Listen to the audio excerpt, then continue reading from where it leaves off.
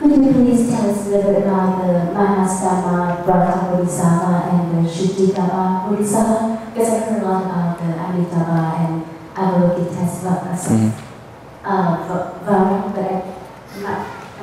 don't know anything about the other two. Would you mind to explain a little bit? So Mahastama Prapta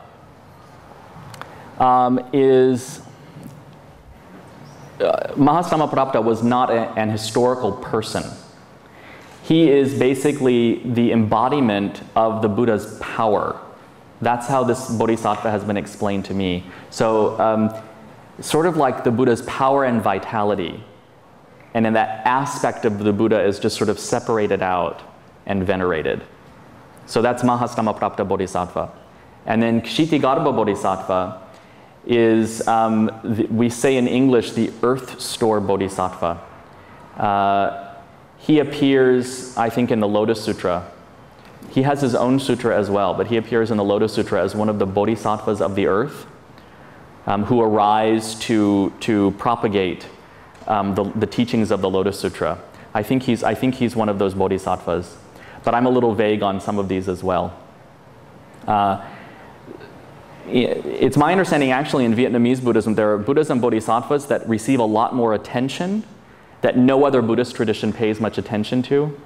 So Mahastama Prapta and Kshitigarbha, you see them in other forms of Buddhism, but there's just not as much attention paid to them perhaps. So I'm a little vague on the details, but that's basically what those two bodhisattvas are about. Okay. Yes. Getting exercise today. Thank you. I have a question about killing. Do you think that the killing precept can be absolutely executed? Like, can we? Is that something absolute, or there is some exception about killing? There is always some negative karma. There is always some negative karma in killing. I mean, every time we take a step, we're crushing some kind of sentient beings. We step on bugs all the time when we don't even know it. So, no, I don't think it is possible to absolutely follow it. And we've talked about this in the past, I think, with vegetarianism. Some people say, well, they're vegetarian because they don't want to kill, but then just growing, you know, plowing the fields and then planting the crops and then growing them, and especially if there are pesticides used. But even if they're organic, then you're cutting them, and then in the process of processing the food and cleaning it, all kinds of sentient beings are killed. It's really impossible to avoid at least some killing. I think what we need to focus on is selfish killing, selfishly, mindlessly killing. So there's a fly, when I was chanting today, there was a fly buzzing around my head and it kept landing on my forehead and driving me a little nuts. But I just sort of waved it away. But some people will get angry and they'll get out the fly swatter. The fly is not really hurting anybody, but they go after it, you know. It's this kind of killing that we should probably avoid. So this is how we should approach the precept. But you're right. It's impossible to absolutely avoid killing. I totally agree with what you just said, and I'm satisfied with your answer. Because not long ago in this place, I asked a question about killing. This one monk here, about like 3 months ago. Because for so many years, I was like brainwashed that we have to absolutely avoid killing. So I put a question to that monk that day. How about if we have termite, we destroy our roof? If we kill termite, is that we are, how can we say? We do the killing. Is that, you know what I'm saying? Yeah. Because people, if we cannot just stay there and watch the termite to destroy our roof, we have to do something, right? But for so many years, you know, Buddhists told me that, oh, we have to absolutely avoid killing. In that case, we have to pray in order for the termite to go away. That is not practical for us. Yeah. That's why I was not satisfied with the answer. Well, so today I'm really satisfied with your answer. Note though that when we are killing, we are creating negative karma. I mean, there's still, like if there are termites in your roof and you kill them, there's still some negative karma associated with that, but it may still be unavoidable. There's a Buddhist temple, a Buddhist monastery up in Washington State, founded by an American nun, and they had a termite problem because this is out in the woods, right? They have 200 and some odd acres of forest land. And so they realized that there was an old tree stump near the buildings that termites had gotten into, and then it spread from there. And what they actually did was they pulled out roof beams and everything that was infested with the termites, and then they took it way out into the forest and left it out in the forest. And then they were able to clean out most of the termites that way. So they actually avoided a lot of killing. Rather than just coming in and spraying, they actually went through all that work and replaced the beams and everything like that. So honestly, probably there's more that we can do to avoid killing.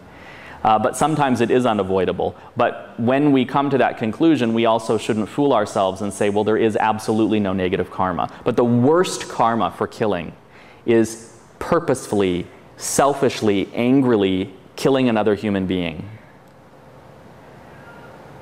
That's the worst, right? If we did something with purpose, that is really bad. Right. If we cannot avoid, like the termite, if we can avoid that, if we will do our best and we cannot do what we just said, we have to spray. If no other choice. Yeah, that's a fair argument. Also, harm people, human beings. So we cannot let the termite harm human beings. We have to have two choices. We have to make a decision. Yeah, and sometimes it's a no-win situation. There is no perfect outcome. You've heard me tell this story before of the Buddha, right? In his previous lifetime, he was on a ship with 500 merchants. And because he was a bodhisattva at the time, he had clairvoyance and he could read the minds of the other people on the ship, and he knew that one of them was a thief who was going to kill everyone on the ship and steal their wealth. Well, if he was a perfectly enlightened Buddha at the time, he would have known perfectly what to do. But as a bodhisattva, the best that he could come up with to do was to kill the killer, to protect the other 500 people. But at the end of his life, that life as a bodhisattva, when he died, because of that negative karma, he was reborn in hell.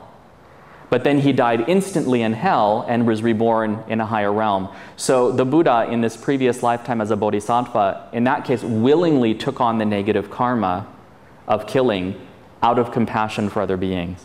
So even in that situation where a bodhisattva with clairvoyance is doing this out of compassion for other beings, there was still some negative karma.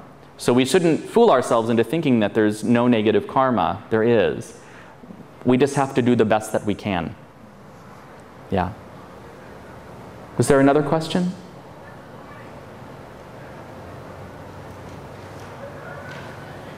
Okay, let me double check the time here. Okay, we should start with meditation. So let's set these out of the way. This one, the nun, just give me this one. Oh. After that, you can announce it for people who want to go to seminar for listen the health. Something else. Okay, I'll announce this. I'll announce this at the end. Thank you. Okay.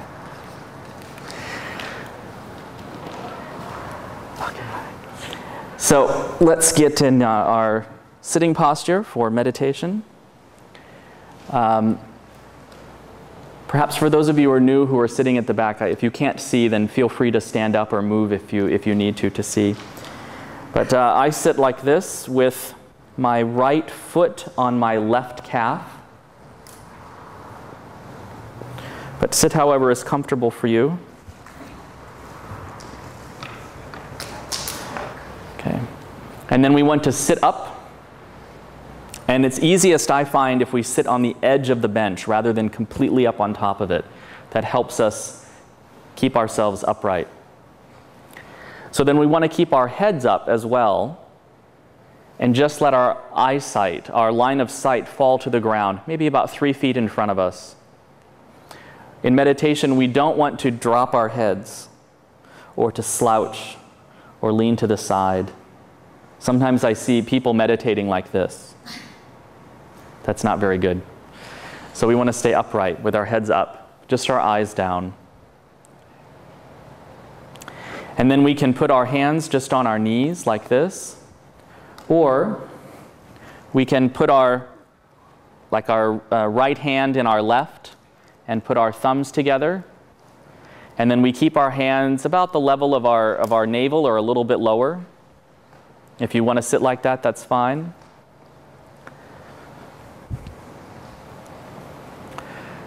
So then we want to have our mouths closed and our tongue on the roof of the mouth. So we're breathing in and out through the nose. And we're breathing from the belly, not from the chest.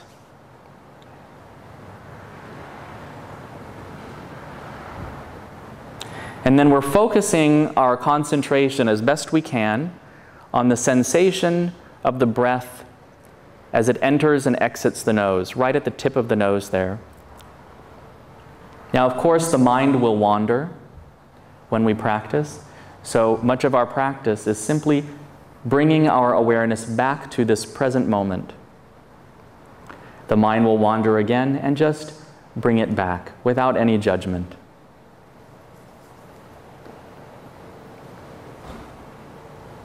So we'll sit like this, and when the bell rings at the end, we'll stand up and we'll do some walking meditation, and then we'll come back to our seats and do another short session of seated meditation.